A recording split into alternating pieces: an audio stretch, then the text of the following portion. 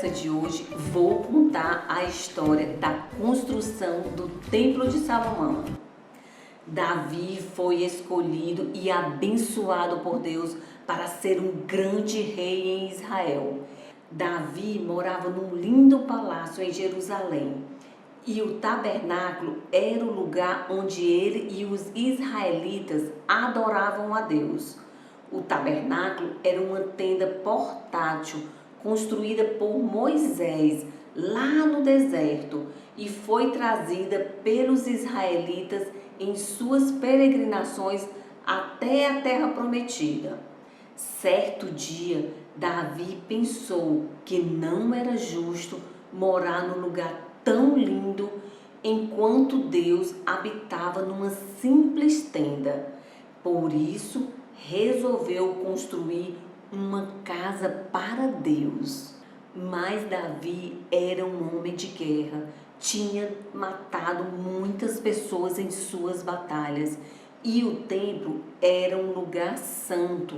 Por isso, Deus não o deixou construir. Porém, deu para Davi o projeto pronto de como o templo deveria ser construído.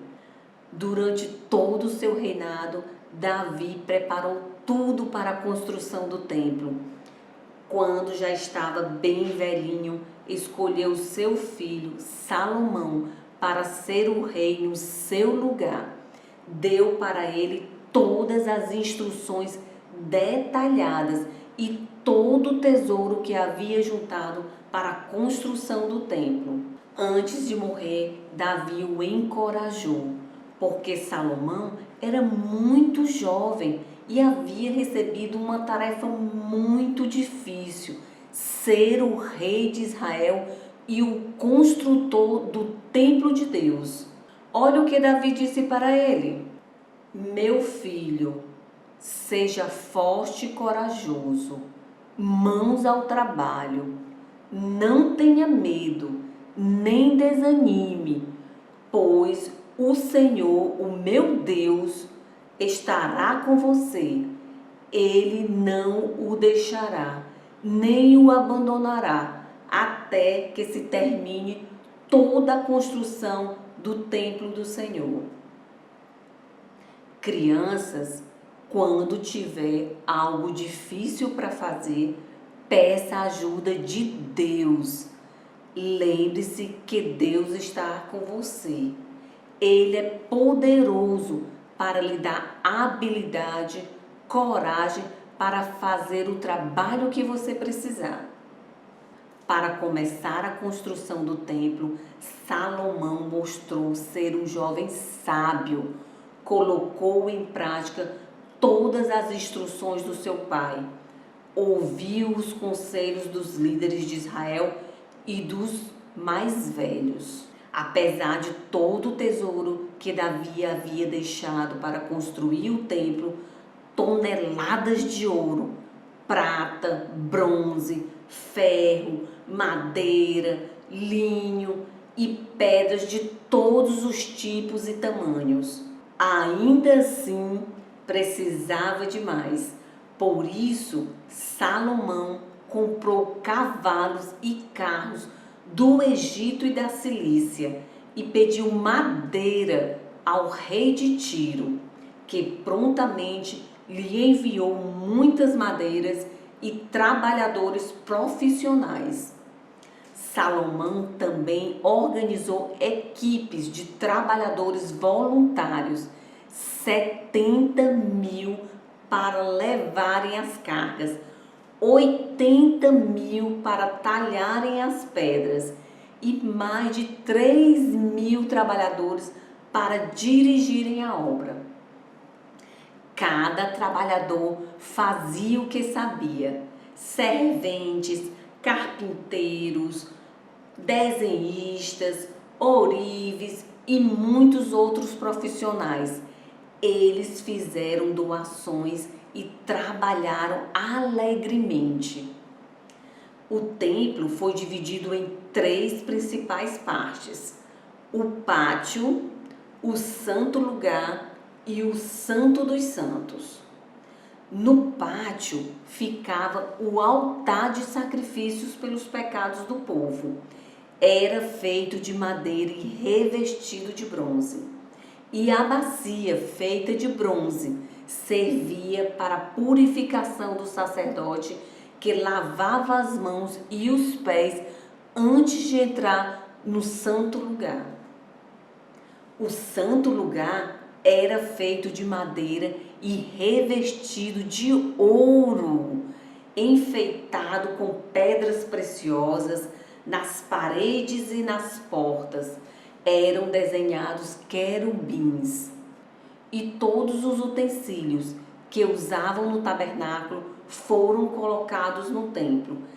10 candelabros, 5 de cada lado, a mesa dos pães e o altar de incenso feito de ouro.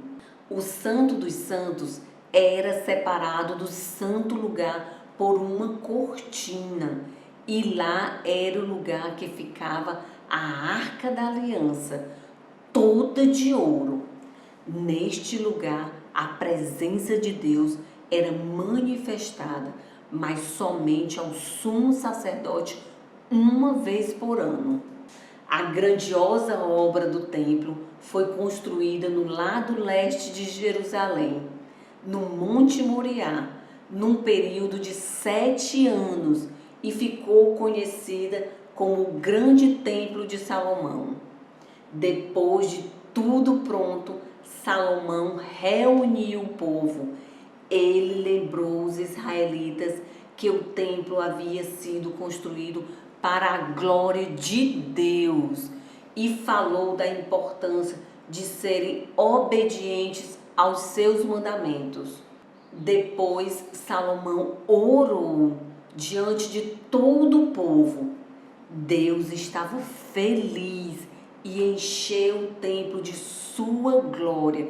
Desceu fogo do céu e uma nuvem repousou no templo como um sinal da presença de Deus. Deus prometeu que habitaria no meio deles enquanto o povo fosse obediente. Os músicos tocaram seus instrumentos, todos se ajoelharam e louvaram a Deus por sua bondade e misericórdia. Crianças, o templo construído por Salomão e toda a sua grandeza não foram por acaso.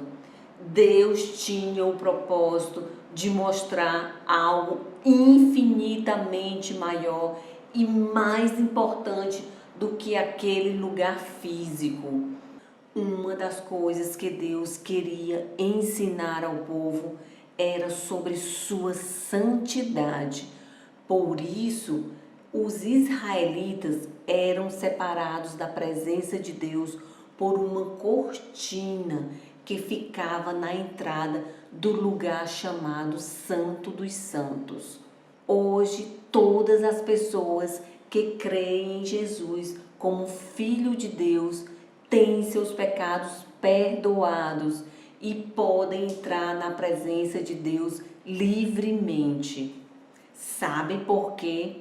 Porque Jesus morreu numa cruz, derramou seu sangue precioso como sacrifício por todos os nossos pecados.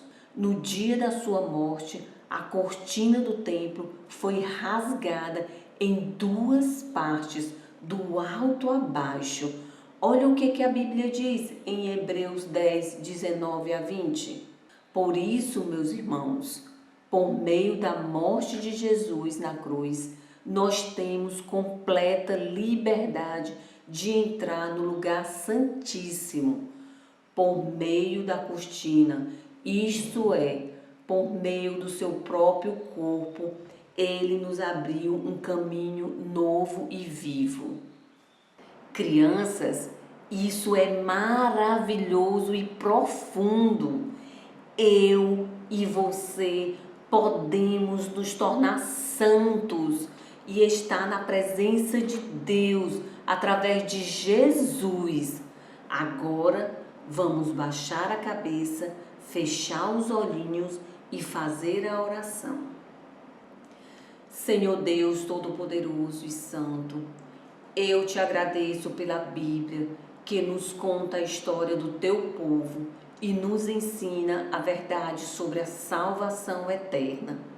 Eu creio que Jesus é o teu Filho amado, que morreu numa cruz como sacrifício pelos meus pecados e por meio da sua morte me deu livre acesso à tua presença. Dá-me coragem e capacidade para fazer as coisas difíceis que tenho a fazer e principalmente a te obedecer todos os dias da minha vida, em nome de Jesus. Amém. Crianças, estou morrendo de pena. Meu tempo aqui com vocês é muito pequeno e eu ainda tinha tanta coisa para falar sobre o templo, mas vou dar um conselho. Peça ao papai, à mamãe ou qualquer pessoa para juntos lerem a Bíblia, pesquisarem, montarem uma maquete sobre a construção do Templo de Salomão. Tem tantas coisas para vocês aprenderem, vale a pena.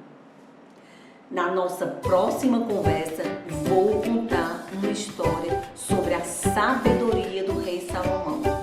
Tchau, crianças! Um beijo e até a nossa próxima conversa.